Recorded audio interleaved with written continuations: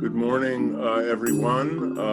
It may be actually a very late good evening in Hong Kong, and certainly it's a good afternoon to Lord Chris Patten in London. I'm Larry Diamond. I'm a senior fellow at the Hoover Institution, and I will lead this new program on China's global sharp power that we're going to have a conversation about today. It's my pleasure to welcome you and to introduce our two conversants.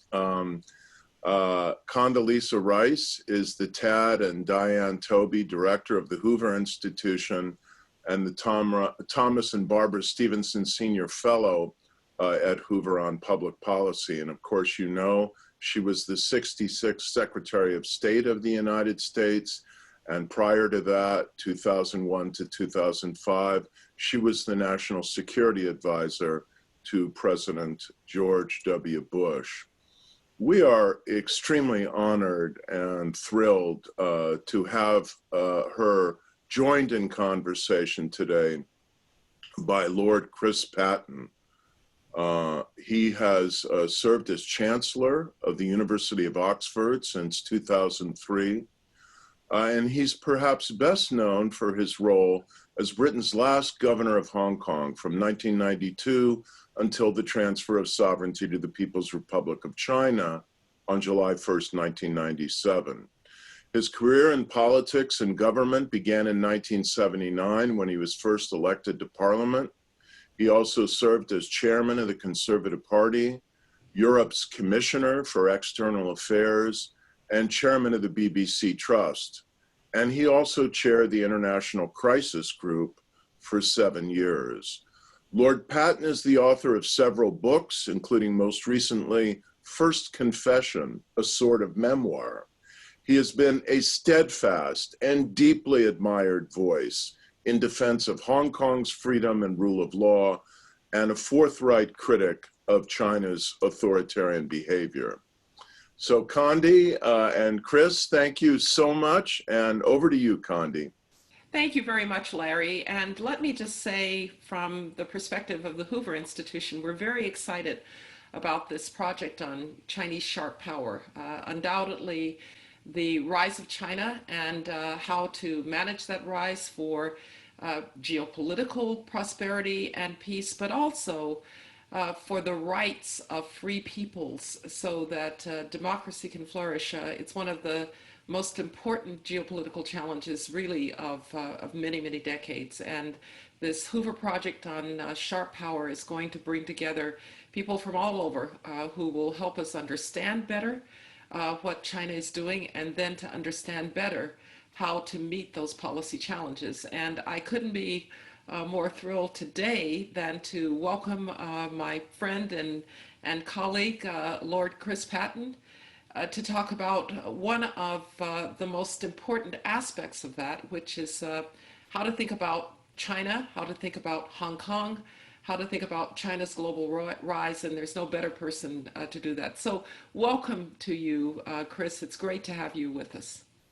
Thank you very much, Secretary. And I've occasionally done things with Hoover before, and it's always a great pleasure. And I know the project you're engaged in now is really important for our future relations with China, for the future of open societies, and in particular for the future of universities and open societies. Absolutely. And Lord Patten and I are going to be informal here. I'm going to call him Chris, and he's going to call me Condi, if that's all right with everyone. And let me just start, Chris, with a kind of broad historical question, taking you back to the negotiations that were conducted with the People's Republic of China to allow sovereignty to be handed back to China over Hong Kong. You were the last governor. You were deeply involved in those negotiations and deeply involved in the expectation and the hope that China would live up to the idea of one country, two systems, preserving the freedoms and the unique status of Hong Kong, preserving for all of those who live in Hong Kong and have prospered in Hong Kong, the ability to continue to do so. So let me take you back to that period. How did you think about it at the time? And Did you think that China was actually going to live up to those obligations? I assume you did, or you wouldn't have signed. But what did you think at the time? What did you think the challenges were at the time? The whole system of, or the whole concept of one country, two systems was very difficult for both Britain and China. But it covered a real awkwardness, both political and moral on both sides. For the Chinese, Hong Kong represented one of the lowest points in Qing history, a great humiliation by colonial power. But they also knew that more than half the population of Hong Kong were refugees from events in communist China, literally more than half. On the British side, it was awkward because we were a bit embarrassed by our history, by that period of the Opium Wars and so on. And we also were in a position in which, unlike every other colony, we weren't able to prepare the territory for independence with democracy. And when in the 1970s and 80s, there were attempts to push democracy, I think, frankly, Britain was too slow in reacting, but it was also pressed very hard by China not to do that, because the Chinese used to say, if you do that, you'll be giving people in Hong Kong the impression that they're going to be like Singapore or Malaysia or wherever, and they're going to become an independent democratic state, and that's not on the agenda. Zhou Enlai said that to British interlocutors. So it was difficult. It was negotiated in 1984, international treaty to guarantee Hong Kong's way of life, the rule of law, as well as the freedoms around the economy, all the liberties of a free society. Sam Feiner, in his great magisterial book on different sorts of government, has one chapter on a society which is liberal but not fully democratic. And the only example he could find was Hong Kong. So it was on the way to democracy. My job when I got to Hong Kong was to try to stand up for what had already been agreed, not to go beyond the treaty, not to go beyond the constitution which the Chinese had put in place, but to stand up for the International Covenant on Civil and Political Rights, to try to develop accountable structures, and to try, above all, to encourage people to believe in the freedoms which had helped to make them so prosperous. Somebody once called it a sort of tutorial government. And I was encouraged to believe that that the Chinese would go along with what they'd signed up to. My biggest critic at the time was a very distinguished British diplomat. He'd been ambassador in Beijing. He tended to think that the right approach to Beijing was by and large, after a bit of huffing and puffing, to do whatever they wanted. And he wrote on one occasion, of course, he said, the Chinese leaders are thuggish dictators, but they're men of their word, he said, and they will deliver what they promised. Well, we know that that's partly true. They're certainly thuggish dictators, as we can see in Xinjiang at the moment. But again and again, on one issue after another, they've broken their word, whether it's on the international health regulations, whether it's on South China Sea, or whether it's on Hong Kong. And one further point about Hong Kong, actually for about 10 years after 1997, things went reasonably well. What changed was Xi Jinping and the real nervousness that the Chinese started to have about the threat that liberal democracy, that open societies and their values make to a totalitarian, technocratic surveillance state. And I think that one reason why they've been so tough on Hong Kong is that Hong Kong represents all those values which they deplore: civic society, democratic accountability, rule of law, independent courts, education which allows people to develop as you would want to develop yourself without having the party line thrust down your throat. So all those reasons, freedom of speech, all those things they saw in Hong Kong and they thought represented a real existential threat to the Communist Party and its control in Beijing. So I think what's happened is deeply worrying. And I have to say, I actually did think in 1997 that while it wouldn't be easy, they weren't going to simply turn turtle. Indeed, I used to think that the longer things went on, the more likely it was that China would behave reasonably well about Hong Kong. You make a very interesting point, Chris, which is that we sometimes don't think about the interaction between what goes on in Hong Kong and what goes on in China. It sits right there. In some ways, many people said perhaps Hong Kong will infect China, not the other way around. And perhaps that's how the leadership actually saw it. You made a very interesting point that for 10 years or so, things went reasonably well. And then the crackdowns, and we've seen now just sort of steady erosion of Hong Kong's status. But can you go back just a little bit and you talked about Xi Jinping. Is it really just Xi Jinping, or do you think that it has to do with a China that as it matures, as it sees that its prosperity has really been its legitimacy with its people, and yet it's getting harder and harder to deliver for the higher expectations of people? Was there something going on in China itself that made Hong Kong even more threatening, or was it just Xi Jinping who saw it differently? Well, I think, first of all, it is inconceivable for a Hong Kong leader, for a Chinese leader, for a leader of the Communist Party, that there can be people in Hong Kong who may love China but don't love the Communist Party. And that they find impossible because, as you know, love China, love the Communist Party. The two are supposed to be the same thing. But I do think that from around 2010, 2011, there was growing concern in China about the impact of globalization, of urbanization, of developments in the internet. At the same time as they were spooked by that quasi-coup or attempted coup by Bo Xilai. And I think that convinced them. From 2011 onwards, there was a party meeting in 2011 when the communique was actually drafted under a committee chaired by Xi Jinping, in which they asserted the importance of cracking down on culture, on education, on religion, on civil society, on human rights lawyers, and so on and so on. And the first thing that happened after 2013, when Xi Jinping became leader, was what's famously called Communique Number 9, which was the instruction to the party, to the military, and to government officials to recognize that the main threat to the Communist Party came from liberal values.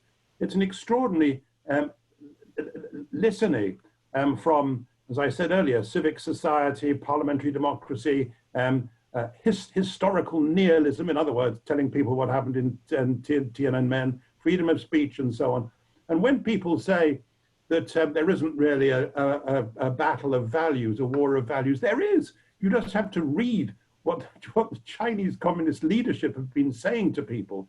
And I think it was very much related to their sense that they couldn't keep a tight grip on what was happening in China if they once started to allow the sentiments that were underpinned Hong Kong's success to infiltrate China. I think there's one other thing which you may think is a slightly absurd proposition, but I know enough people who are knowledgeable about China who believe this to be true. One of the main intellectual supporters of Xi Jinping was Wang Qishan, who was the Chinese head of the discipline committee of the anti-corruption drive. And before that, he was a vice premier dealing with the economy. Way before that, he was one of the few leaders who wasn't an electrical engineer or whatever. He was actually a museum curator. And he was obsessed. We met him in Oxford a few years ago. He was obsessed with Tocqueville, and not with democracy in America, but Tocqueville on the Ancien Régime. And if you look at sales of Tocqueville's book on the Ancien Régime, which I had to do for history at Oxford 100 years ago, if you look at sales, they spike at a certain point. Everybody in the Central Party school is required to read Tocqueville. Why? Because they thought that Tocqueville had two particular lessons for them. First, that people don't become easier to govern just because they're getting better off. Indeed, if you look at 18th century France, it was exactly the reverse. Secondly, authoritarian regimes are always, always, always at their weakest and most vulnerable when they try to reform and when they try to change. And I do believe that the only plausible reason for the fantastic sale of Tocqueville's Ancien Regime in China is that the Chinese leadership actually took those 2 points very seriously. It's a very interesting point. And of course, from my own perspective, I remember very well the tremendous fear of the Gorbachev effect, that Gorbachev had in fact been foolish to think that communism could be reformed. And many said it was going to work differently in China, of course, because they had already reformed the economy. They had economic prosperity going for them. Now they could, in a sense, afford political reform because they had a base of legitimacy, which, of course, the Soviets did not have. But I remember very well after 1989, Tiananmen Square was a very clear signal that they were not going to go the Gorbachev route, which would then allow the, because reforming authoritarianism is dangerous. So I resonate very much with that comment. Before we go to China's broader role and then ultimately how to deal with it, I'd like to just briefly take you back to Hong Kong and have you talk a little bit about how you see Hong Kong's future. It is actually, after all, a place that was important to China as a kind of offshore with rule of law, with a banking system that worked, where it was actually important to China's economy. Have they given up on that importance? Do they think they can have it both ways? Or are they trying to crush Hong Kong in favor of Shanghai as a banking system? How do you think they think about it, and what do you think that means for the future of Hong Kong? Well, as a contribution to the overall Chinese GDP, Hong Kong's position has, of course, changed. When I left Hong Kong, and this wasn't post hoc propter hoc, when I left Hong Kong, Hong Kong's GDP was not far short of a fifth of China's, but with just 7 million people. Today, I guess that Hong Kong's economy is about 3% of China's. It's still very important, but because of what's happened to the Chinese economy in the last 25 years, Hong Kong's contribution in that sense is smaller. But Hong Kong is enormously important for inward investment into China and for China's ability to be part of a global economy which is largely working in dollar denomination. And it's hugely important. It's very important for IPOs. About 70% of IPO is done through Hong Kong from Chinese companies. Why are there so many hedge funds in Hong Kong? Because hedge funds, like others, see the importance of the relationship between a free market, free flow of information, and the rule of law. And if you take away two of those things, and think you can manage with the sort of cronyism and so on, which apply, and no and no rule of law, which apply in the whole of China, you do run real financial and other risks. My guess is that for some time to come, the Chinese authorities will be pressing Chinese mainland companies to do as much through the Hong Kong stock market and Hong Kong institutions as possible in order to try to buoy up the economy for a bit. But there's no question that if you take away freedom of information and the rule of law, you make a big impact on a society and economy which has been one of the best examples of the relationship between economic and political freedom working symbiotically. And I think that's been the great secret and the great story of Hong Kong. So I think that what China has done in Hong Kong will have an impact on China's international role. And the United States, if it was tougher than it has been, could make that even more difficult. But it is a problem. If Hong Kong just looks as though it's another part of China, how does the rest of the world treat it?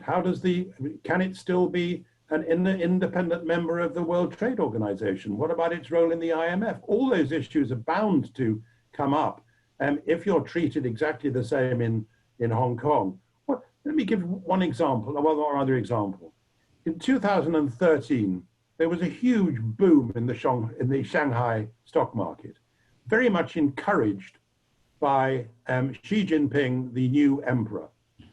When that crashed, immediately the censors moved in, first of all, to remove any reference to Xi Jinping's encouragement of investment in the stock market, and secondly, to discourage any mention of the fact that there'd been a crash.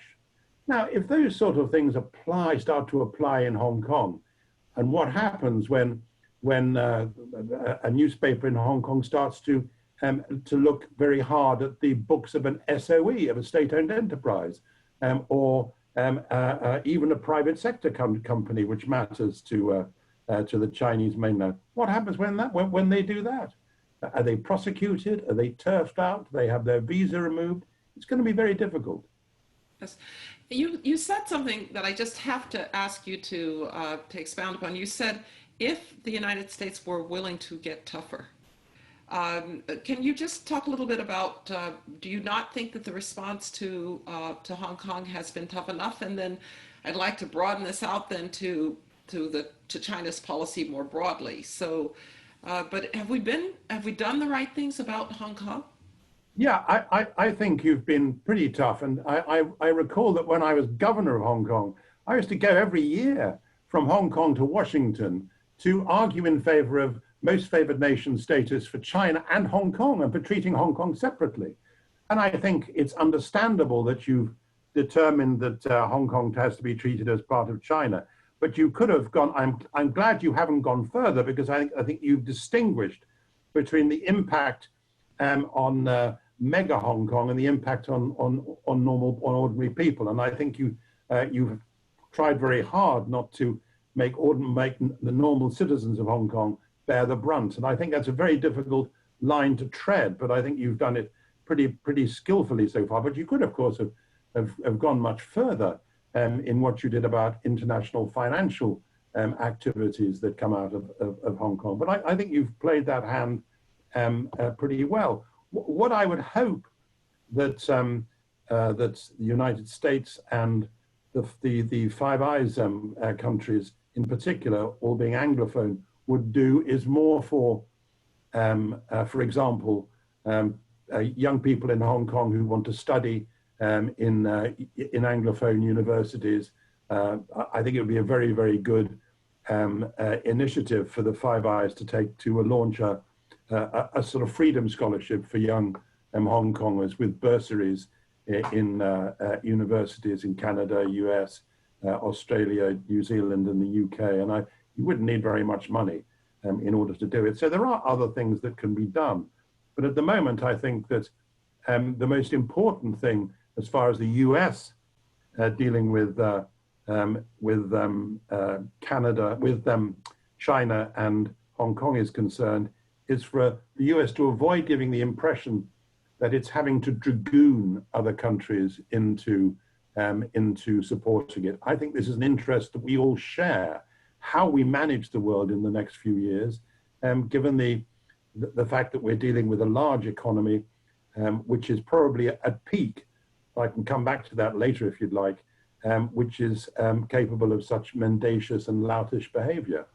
Let's talk about that mendacious and loutish behavior. This is a project on Chinese sharp power, and of course it's meant to contrast with those who wanted to talk about Chinese soft power, for instance, through Belt and Road, or efforts to change the nature of the way people thought about China. And even something like Belt and Road, their investment in infrastructure program across much of the developing world has a sharp edge to it. If you can't pay that loan back, then we own it. So actually, China has been pretty aggressive and pretty sharp. Can you talk a little bit about how you see the broader nature of the challenge from China in the various aspects in economics and in security? You mentioned the Five Eyes, of course, the intelligence cooperatives, but countries that deeply cooperate on intelligence, Australia, Canada, etc.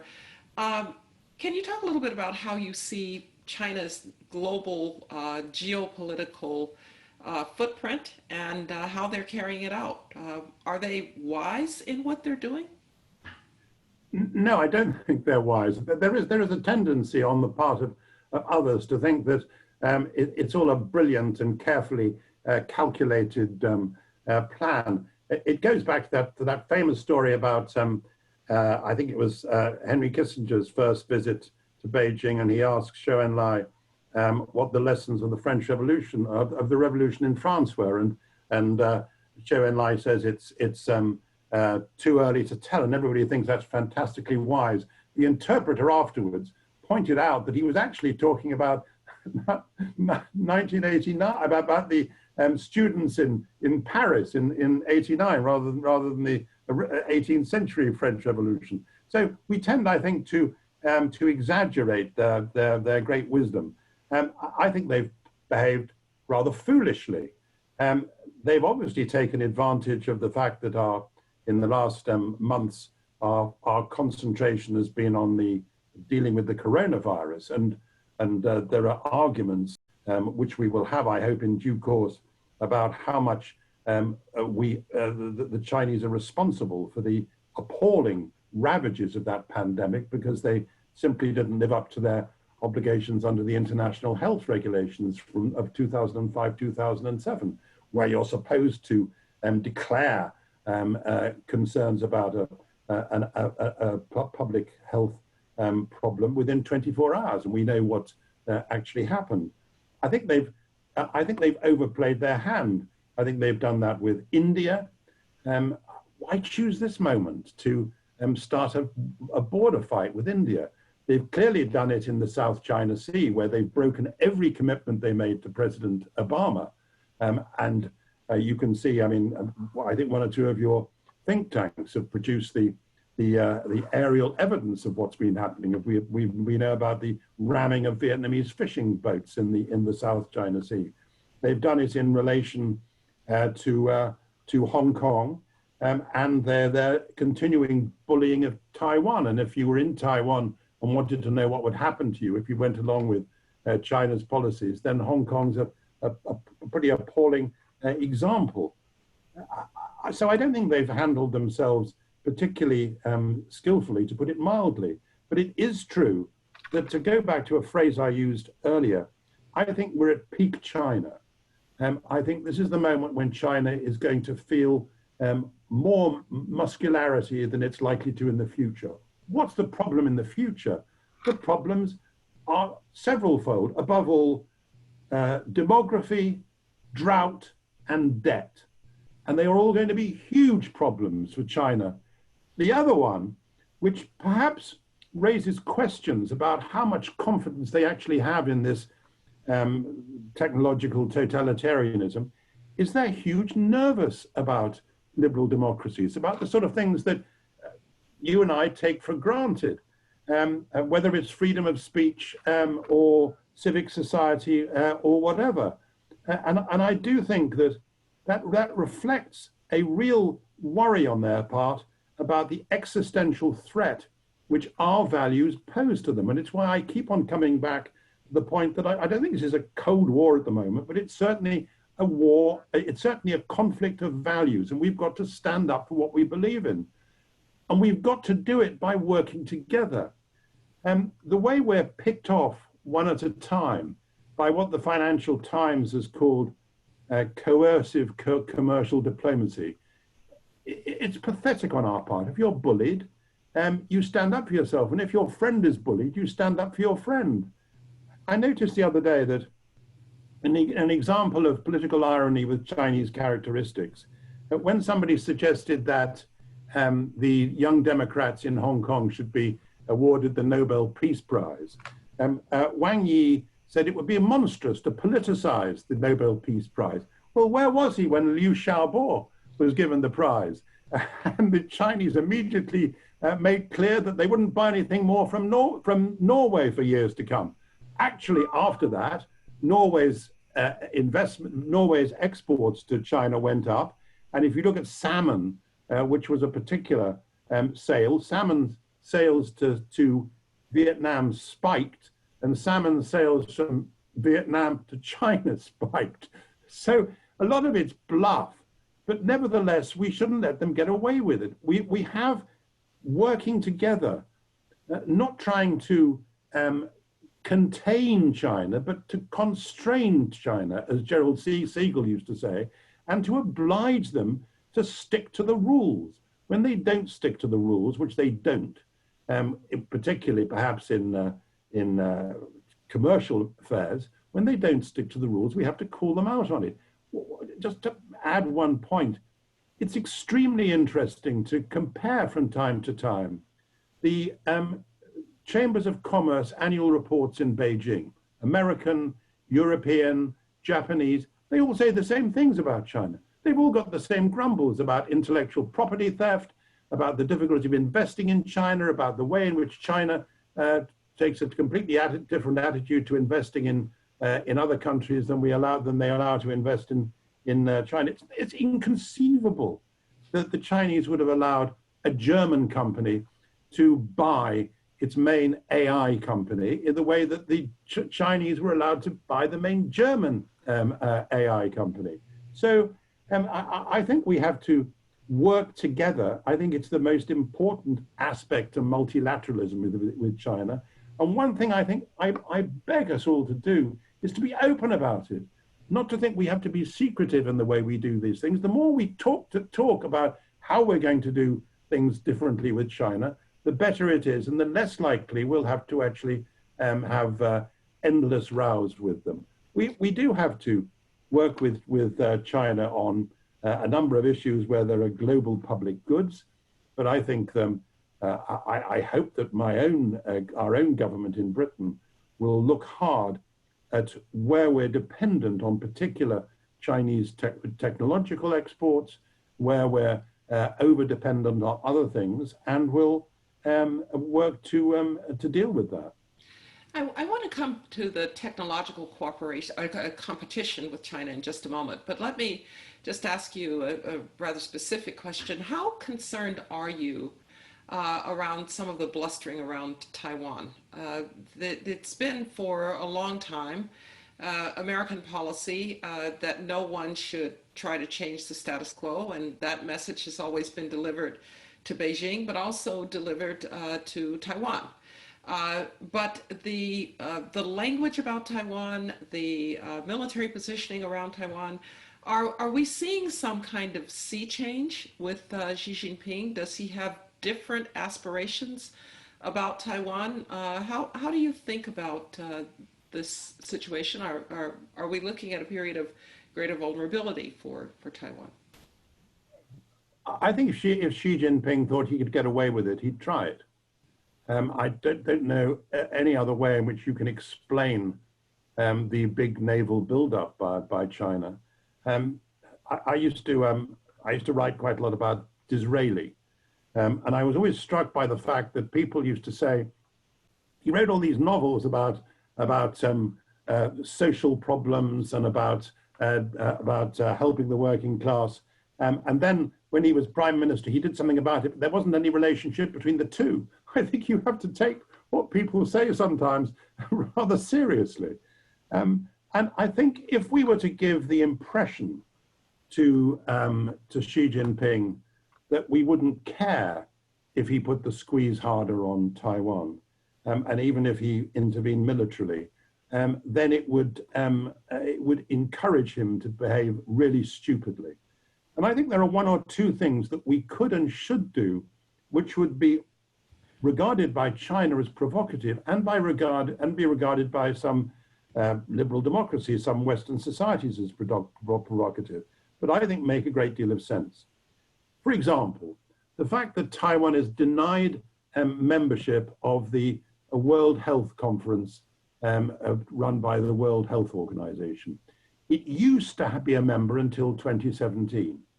And then the Chinese threw it out, even while I think the Knights of Malta or Jerusalem and others are all allowed observer status.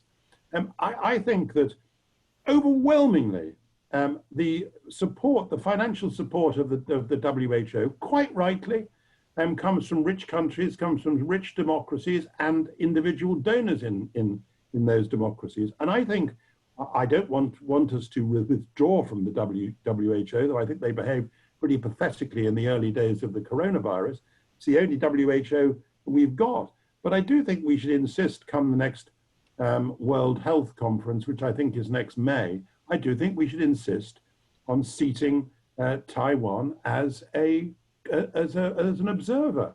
It's those sort of things which would show that we're actually concerned. We're not trying to go back on the one China policy, but we are insisting that China should treat Taiwan with a modicum of civility. And if China had behaved over the coronavirus as well as Taiwan did, we wouldn't all have the problem we've got today.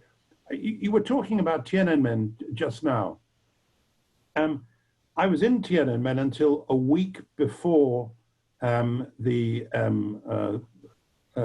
massacres in and around the square, and I was there as a ministerial vice president of the Asian Development Bank, and it was taking place in Beijing that year, and it was taking place. And everybody thought the exciting issue was going to be the fact that Taiwan Taipei was allowed to take part in it.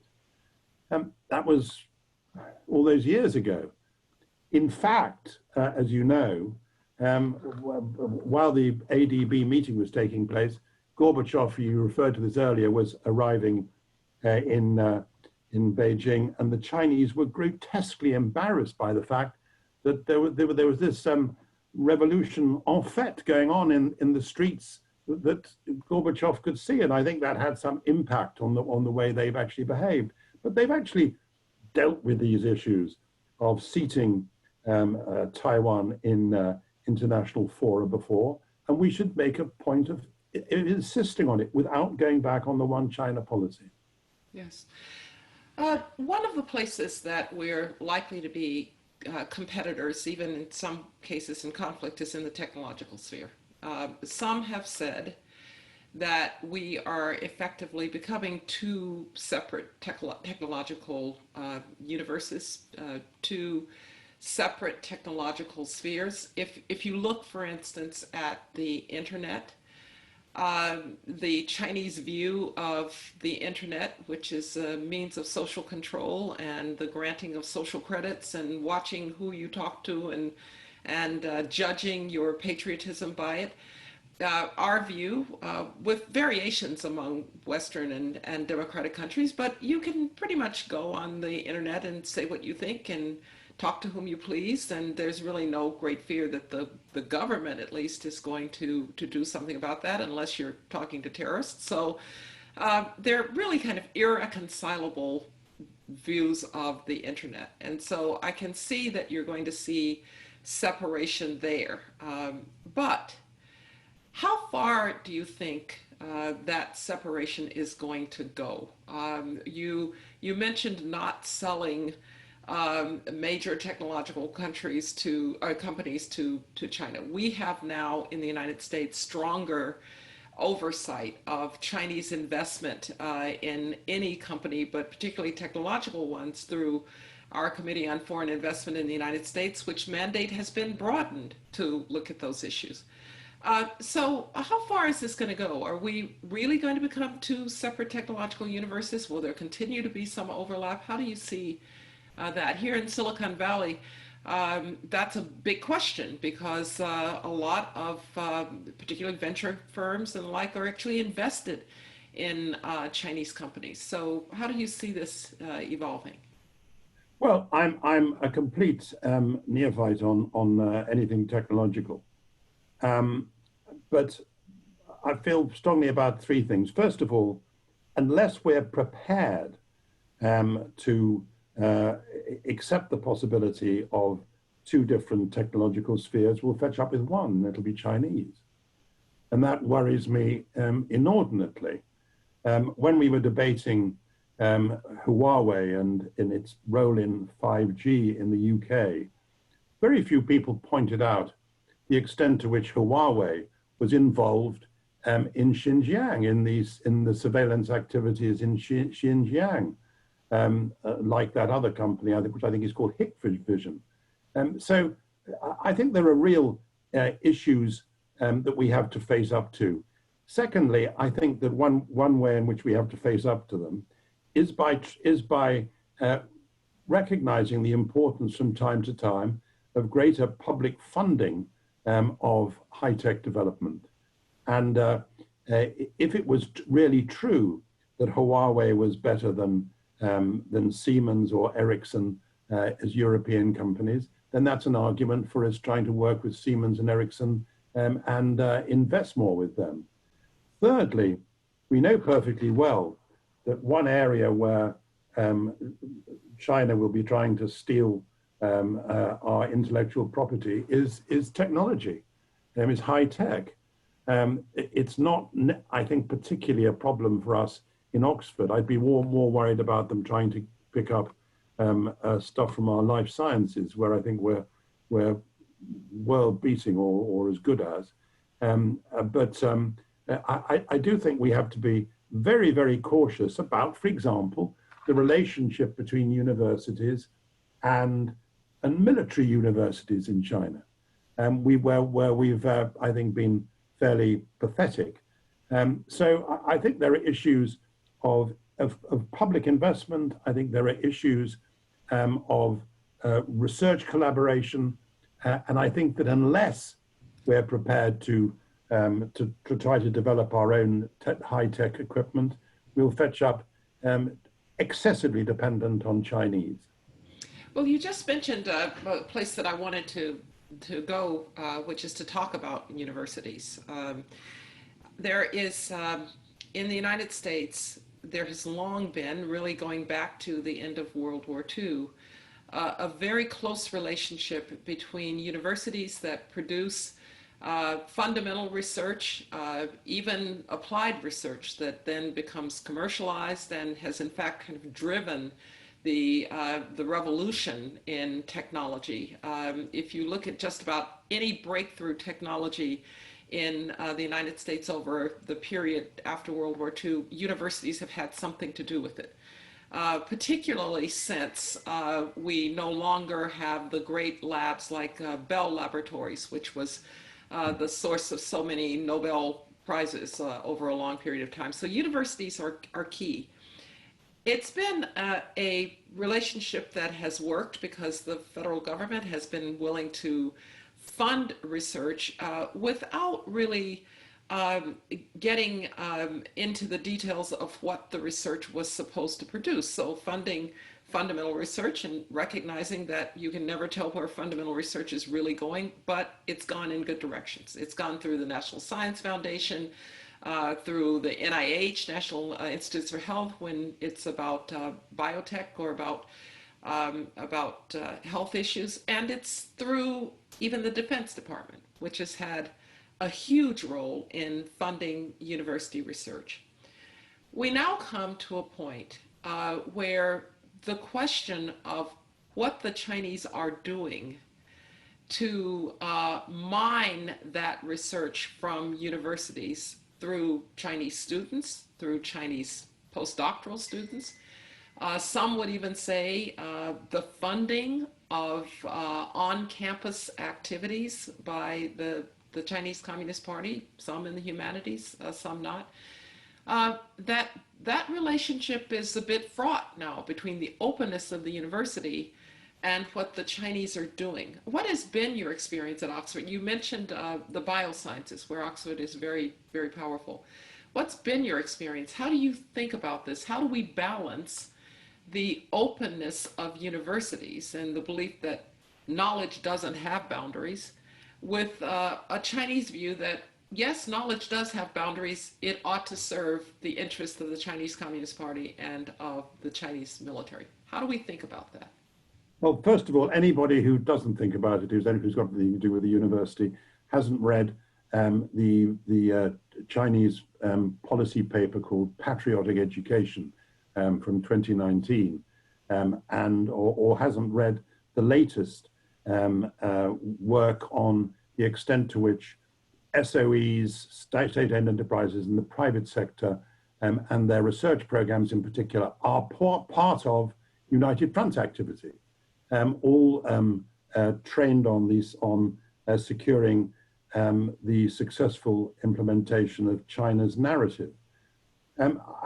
I think there are three real issues that we have to face up to.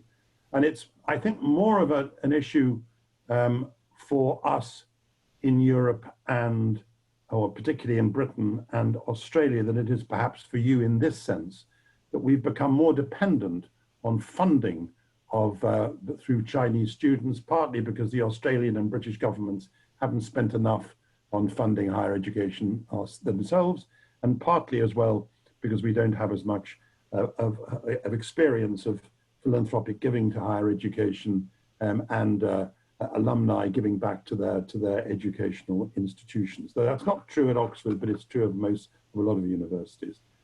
At Oxford, about a year ago, we turned down a big project with Huawei. And the assumption was that this was because of me. I didn't know about it until I read about it on the front page of the Financial Times. It was because our own academics had thought this is not a very good idea. So I'm content by and large at our university to depend on their good sense. But overall, I think there are 2 or 3 things which we, in the research area, which we should be aware of. First of all, I'm very much in favor, without having the government deciding what research we do, to actually have a point, an entry point in government where we can go and ask whether issues are going to be really awkward in security or other terms. Secondly, I think that it's really important for us to be open about where the funding for research is coming from and where the funding of people's individual posts is coming from. Occasionally what happens is, as you will know, is the most active proponents of open field for China are academics who have themselves posts in China as well as in Western societies. I don't wish to point any fingers, but we know that's true. So to be open about where the funding's coming from and whether people have posts which are funded partly by Chinese state or private donors, I think those points about openness are extremely important. I think we can deal with those in Britain. I think we can deal with those issues of big research projects reasonably well. I'm more worried about how we cope with big student populations. I mean, if you're a student at a Chinese university, you're used to there being cameras in the classroom, cameras in the lecture theatre, and you know, presumably, that there are paid narcs. There are people recruited as informants to tell the state and paid and promised research projects at the end. I'm not making this up. One knows it to be true. And if you look at the Chinese policies on higher education and the extent to which universities are regarded as the way you put the finishing touches to China Man, resisting any influence from the West, so that even I noticed the other day Thomas Piketty had to deny that his book could be published in China because they wanted to censor it. So if that's China's higher education, then it does pose problems for us, not just in collaborating, but also in how we deal with Chinese and mainland and Hong Kong students when they're with us. It's a real problem, I think. So I hope we'll be open to it, and I hope we'll talk to one another about it. I mean, I noticed that there's a report in the Financial Times today about both Oxford and Princeton deciding that in the social sciences, in Chinese history, people will be, when they produce essays, they'll be done anonymously, so they can't be used against them under the national security law, which has now been passed. These are big and difficult issues for us to tackle, and we mustn't be seduced by the fact that we've become in Europe, in Britain and Australia so dependent on the income stream from Chinese students to duck them? These are really important issues. And universities, in my view, it sounds rather old-fashioned, I know, are, I think, still pillars of open societies. We have a number of questions that have come in, and I just want to pose. They're grouped around Hong Kong, many of which you've already answered, but there are also a couple of questions about the future. And so I'm going to ask you, I'm now condensing a number of the questions that we have here. Is there any way to influence the internal development of China? Is there, given that they've delivered 500 million people out of poverty, some people would say this is a government that is popular with its people. How do you think about influencing? And then a number of questions that really say, all right, and so if you were governing in the UK or the United States, what would you do about the Chinese global rise and Chinese sharp power? What's your advice to those who have to deal with China? Well, on the first point, I think our ability to change, alter Chinese internal behavior is pretty limited, except by the way in which we helped, you know more about this than I do, to change behavior in the Soviet Union and Russia, and that is by the way we behave ourselves. If we are clearly running successful open societies, if what Chinese students see when they come to America or Britain or Australia is a really successful society with openness, with all sorts of freedoms which we take for granted, if they see that, and if that's generally the impression that gets back to China, then I think that has more impact on China than anything, though I don't deny the importance of public diplomacy. But I don't think we're going to convert Xi Jinping or his acolytes anytime soon to a belief in Tocqueville's views on democracy in America rather than the views on the French Revolution. So I think the way we behave is enormously important. And secondly, which is related to the second question as well, it seems to me imperative for us to work together, an imperative for the sort of cooperation we've seen with the Five Eyes to be more general. And I know as well as anybody that none of this will work without American leadership. But we all know that if it simply seems, as I said earlier, to America dragooning other countries into signing up, then it's not going to work at all. And for us all, Europe, Japan, South Korea, Australia, New Zealand, UK, to be working together, to be sharing information, to be sharing concerns, I think is hugely important.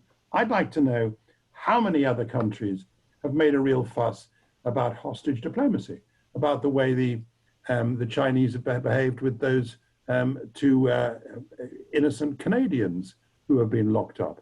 I'd like to know how many countries, when the Chinese behaved as badly as they did about the Nobel Peace Prize, immediately shouted, "You can't do that." I'd like to know how many countries made clear after Australia was threatened with all sorts of economic sanctions because it asked for a WTO examination of what happened with the coronavirus. I'd like to know how many countries made a fuss and said, "We're on Australia's side."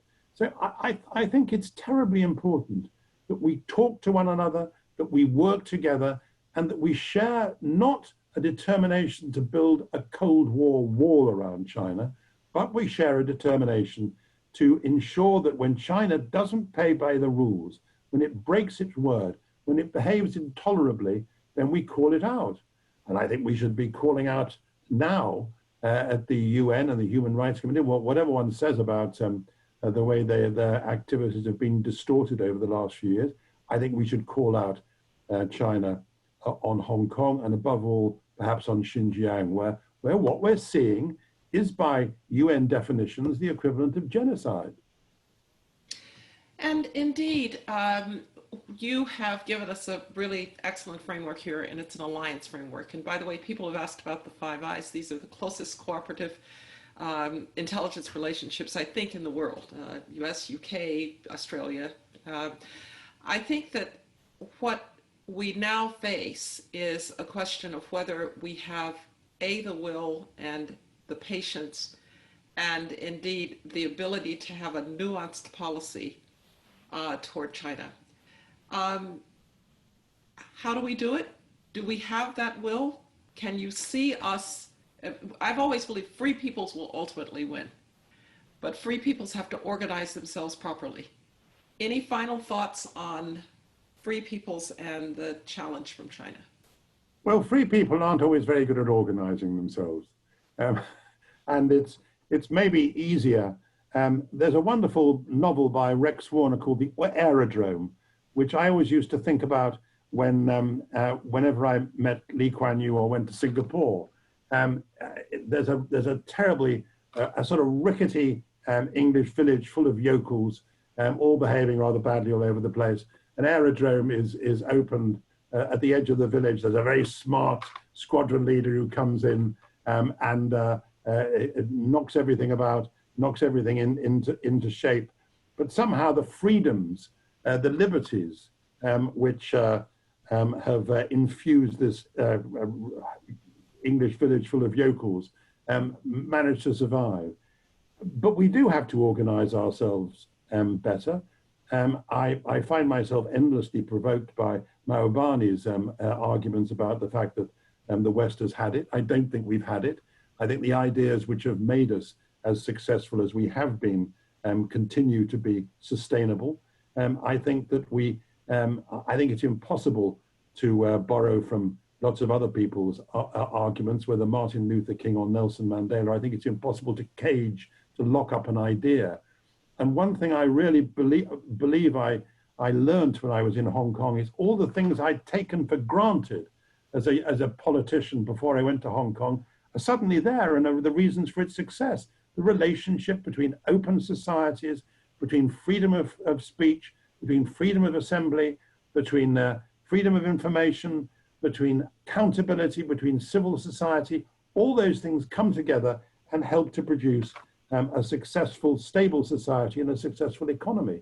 And it sounds like maybe a stupid thing to say that in my mid-40s, I learned that by seeing it working myself and by helping to organize it.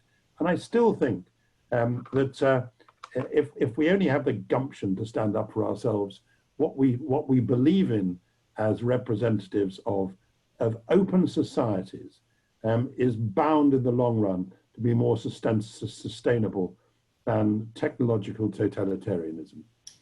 Thank you very much, and thank you for that inspirational ending.